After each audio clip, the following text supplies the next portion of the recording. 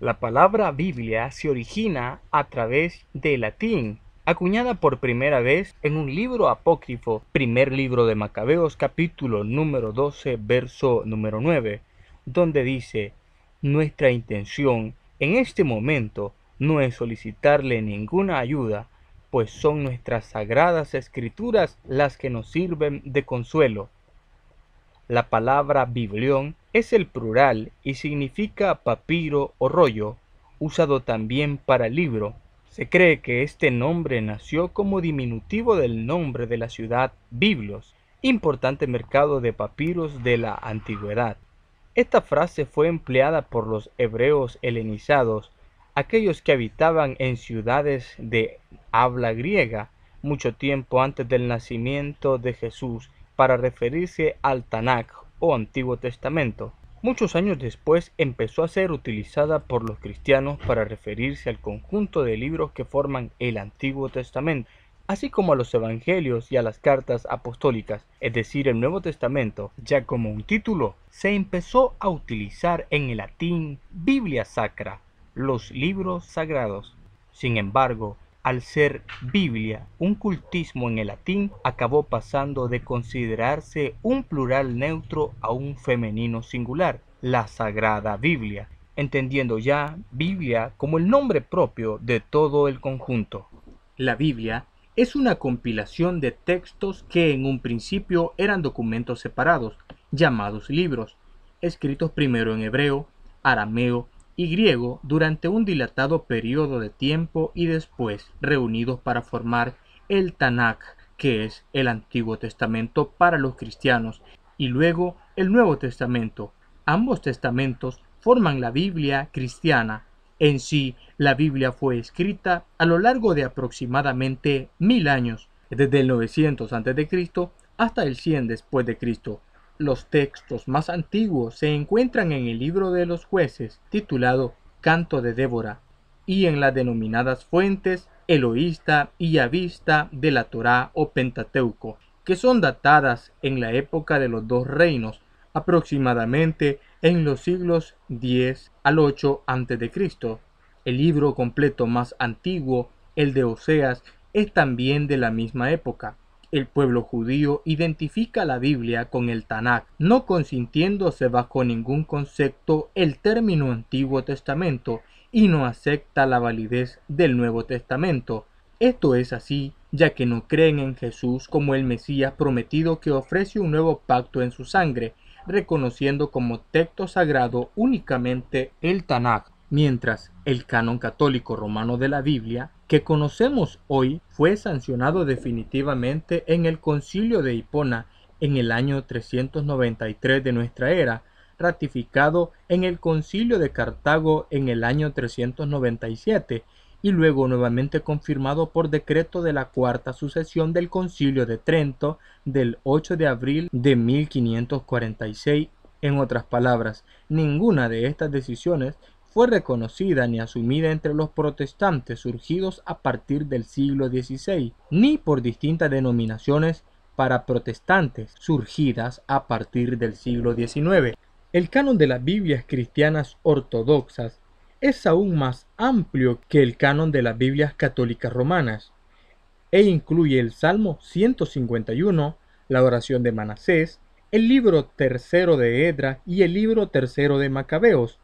El canon católico incluye 73 libros, de los cuales 46 pertenecen al Antiguo Testamento y 27 al Nuevo Testamento.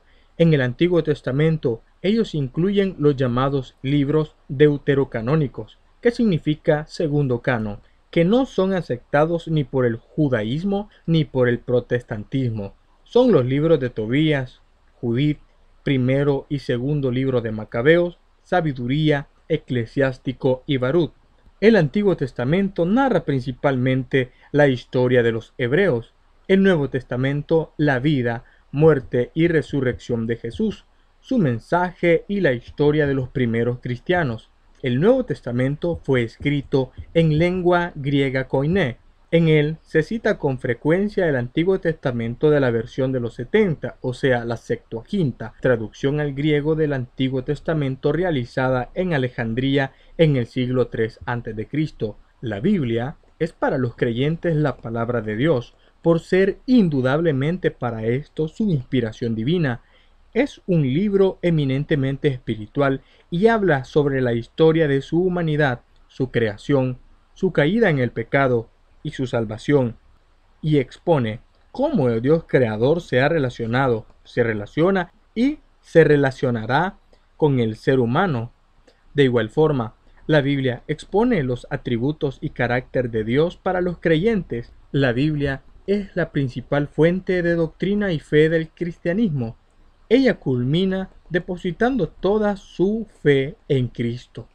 En el siglo XVI, los diferentes movimientos de la Reforma Protestante comenzaron a experimentar un alto desgaste en discusiones filosóficas y a separarse unos de otros. Para menguar este problema, se definió el principio llamado sola escritura, que significa que solamente la Biblia puede ser considerada fuente de doctrina cristiana, mientras que para la Iglesia Católica Romana, además de la Biblia, también son fuente doctrinal la tradición, las enseñanzas de los padres de la Iglesia y decisiones emanadas de concilios.